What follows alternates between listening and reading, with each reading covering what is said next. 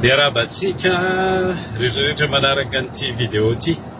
Androany efa omaly tokony nanao an'ity vidéo ity fa rivotra kely tamin'ny niasa dia avy any Abu Dhabi dia voatery tsy maintsy natao androany le izy.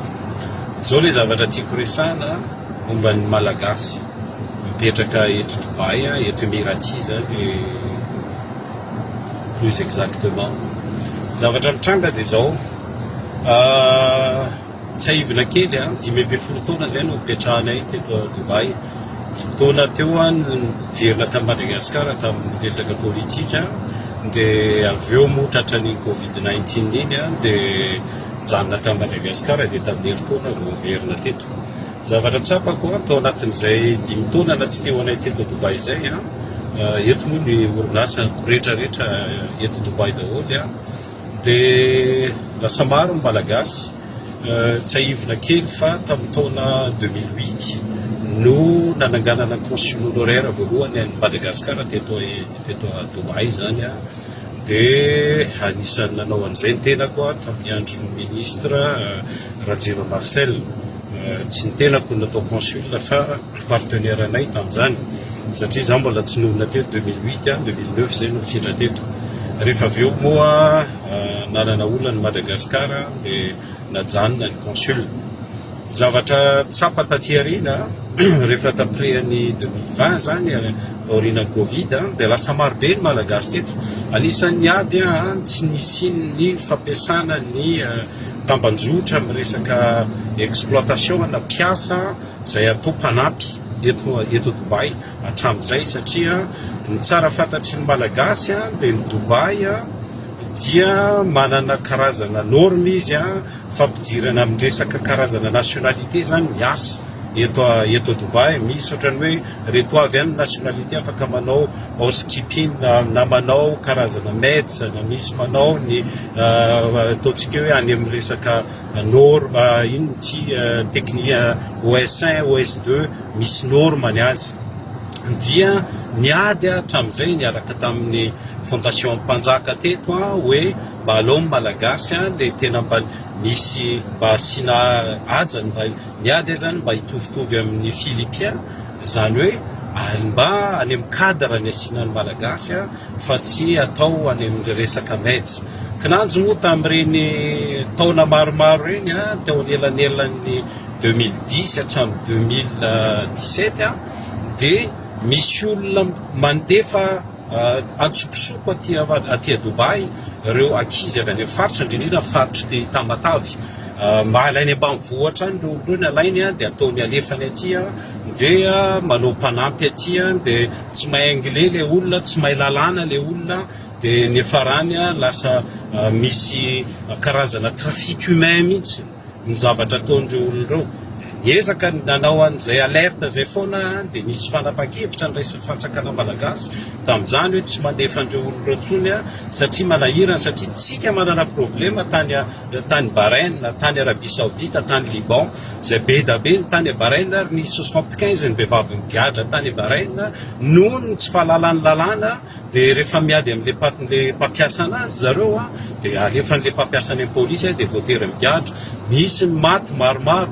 Nisy ary tadidiko mihitsy ny foazin'ny polisy taty Dubai tamin'ny 2016 2017 nisy vehivavy anankiray izay avy any Liban izy dia rehefa tonga tao amin'ny aéroport ny Dubai izy andeha hody a Madagasikara lasa dala le olona dia rehefa lasa dala izy nidrovidrovitiny tao ny passeportny dia voatery ny tena no fantatry ny mpitondra eto hoe malagasy dia zanona dia nijery an'ilay teny amin'ny aéroport niezaka nandefa an'io vehivavy tany Madagasikara. Be da be ny zavatra mitranga indro kely amin'izay androany araka ny resahako tamin'ny fakomaly efa be da be le malagasy mipetraka eto Dubai sy mitady ravinahitra eto Dubai zany hoe maro zareo. Ny tena mampalahelo dia zao misy tambajotra an'olona zany hoe misy nandritran'izay hatramin'ny 2020 hatramin'ny androany misy andian'olona malagasy ndray ohatrany hoe manao karazana association izy eto Dubai dia milaza zareo fa zareo no mikarakara malagasy eto. Ny zavatra tritranga nefany afaran'ny zareo ny malagasy afarany miteny hoe ndao fa misy asany Dubai, de rehefa aveo le olona takiny zareo vola ava Madagasikara manaiky fa sahirantsika Madagasikara de miezaka hoe andeha hiasa ny ivelany, de rehefa hiasa tia Dubai nefa asendrareo mandoa vola mivarotra tambara, mivarotra trano, mivarotra fananana, de rehefa aveo tonga aty le olona de eo ny zavatra mila fantatritsika Malagasy fa aty Dubai tsy misy hoe asa ohatrany any amin'ny firenena rehetra satria immigration choisie aty Dubai, zany hoe rehefa misy orinasa de ny orinasa manafatra mpiasa hiasa amin'ny orinasa, ohatrany hoe za zao manana orinasa de za manafatra ny olona hiasa amin'ny orinasa koa de miantoka ny trano, miantoka ny assurance, miantoka ny visa. Fa reto Malagasy tambanjotry reto de prometiavany zany ameny zareo fa promesy be le Malagasy mahita misy asa aty de lasa daholo makaty Dubai de aveo mamorona fotsiny hoe mody anao touriste, visa touriste any alefany makaty. Rehefa tonga aty le visa touriste 1 mois de mody apetraka ry zareo le olona reo manafatra reo andao fa apetraka kely atsy nareo de mipetraka atsy de miandry le mpampiasa andray anareo. Ny zavatra tena mampalahelo de zao taritiny zareo lany le visa an'le Malagasy, rehefa lany am'izay le le visa any ray volana de aveo am'izay lasa miditra ao anatin'le teo illégalité zany hoe lasa tsy mananjo hipetraka etsony zany satria visa touriste ray volana le hipetrahany de mandony lamandy aty Dubai 50 dirham na ataotsika hoe 60 000 ariary eo isan'andro ny lamandy, tsy maintsy alohany zay ao anatin'ny illégal. Zay zany aloha zavatra mitranga. Rehefa aveo am'izay le ankizy be da be reo ankizy reo indrindra avy any amin'ny faritra, zay ankizy eritreretiny zareo anaovana karaha mora fitahana.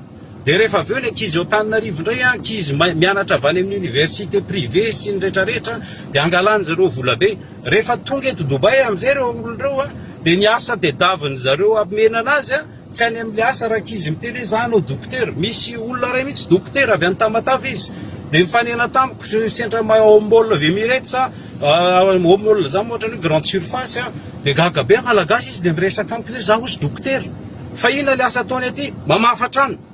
De eo am'izay lasa ataon'ireo olon'ireo any mpamafa trano sy mitaiza zaza sy mpanampy sisa ny ataon'le asan'le Malagasy satria ny karamany mpamafa trano eo amin'ny ataotsika hoe 1000 dirham na ataotsika hoe 6 millions de francs na 1 million 200 ariary de eritreretin'le Malagasy hoe ngeza be zany de aloloha atao fa io aloha misy tsy atopoko ary eo ny tena fitaka be vava. Rehefa aveo le izy rehefa aveo am'izay takiny zareo vola indray le olona rehefa aveo zay mikarakara ny visa zay manao an'izao. Ny olana am'izay maninona reo olona Malagasy be da be reo tsy miteny satria menatra ry zareo am'le fianakavianany Madagasikara hoe efa tonga te Dubai de maninona no tsy samy teny fotrany hoe Dubai satria tsika koa moa nizarany reto le influenceur manampahaizany Malagasy reto rehefa makaty Dubai de iPhone 15 makasaretsy de rehefa hoe mba lasa Dubai de eritreretiny olo hoe rehefa lasa Dubai zany de tafita.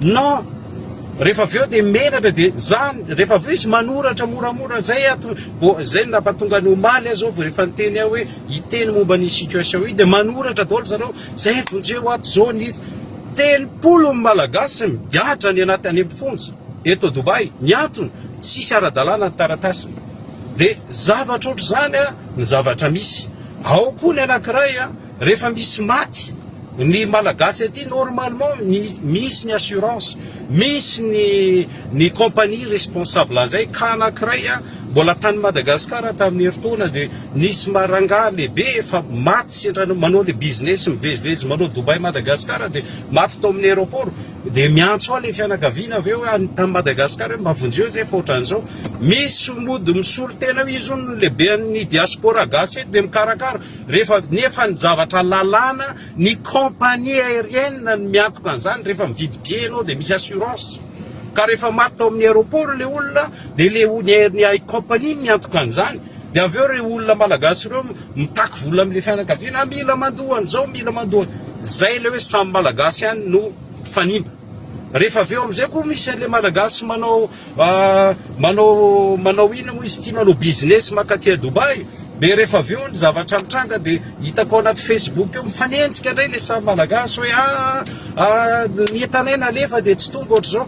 Mifona androany amin'ny maha-malagasy dia mba miantso anareo rehetrarehetra izay manana havana aty a Dubai, antanio tsara ry zareo, milamina ve ny taratasy.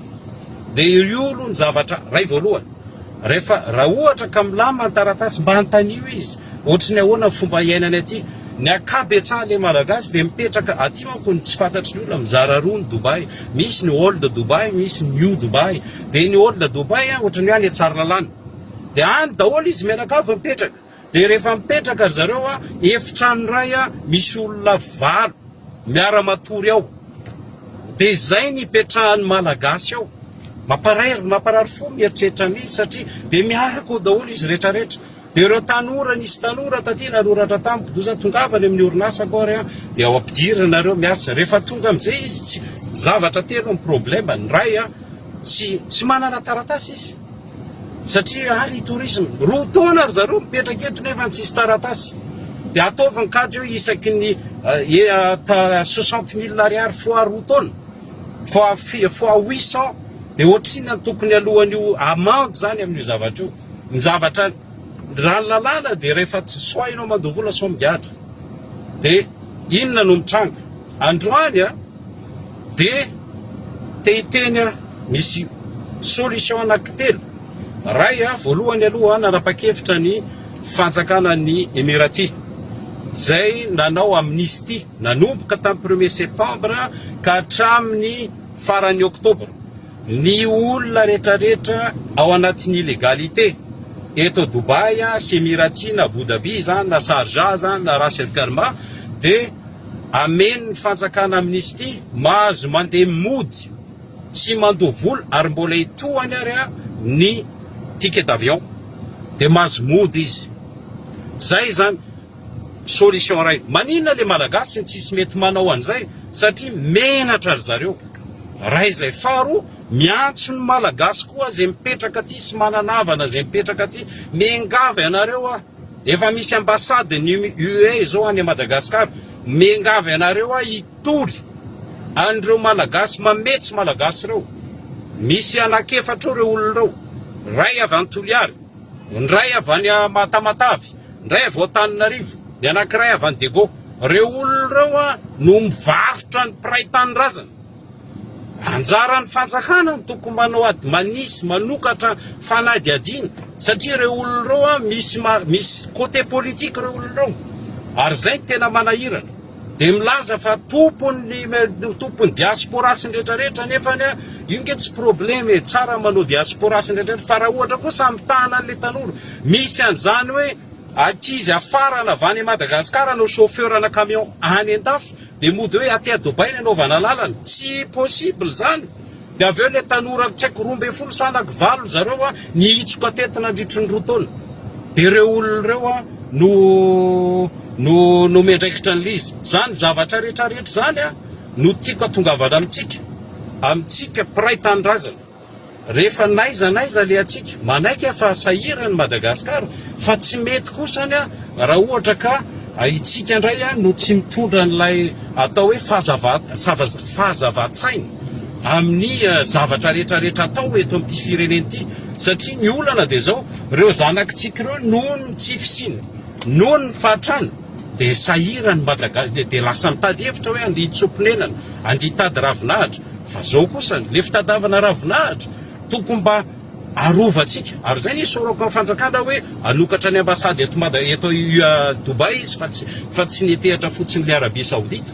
Ny antony mba hijerena sy ny arovana an'ireo malagasy. Nefa tsika ary ao Arabia Saodita misy ka mitovy amin'izao nefa misy ambasady. Izy moa tsy mbola misy ambassadeur any amintsika fa ohatran'ny premier conseiller any. Ny dikan'izay zany mitodika manokana anareo malagasy rehetrarehetra.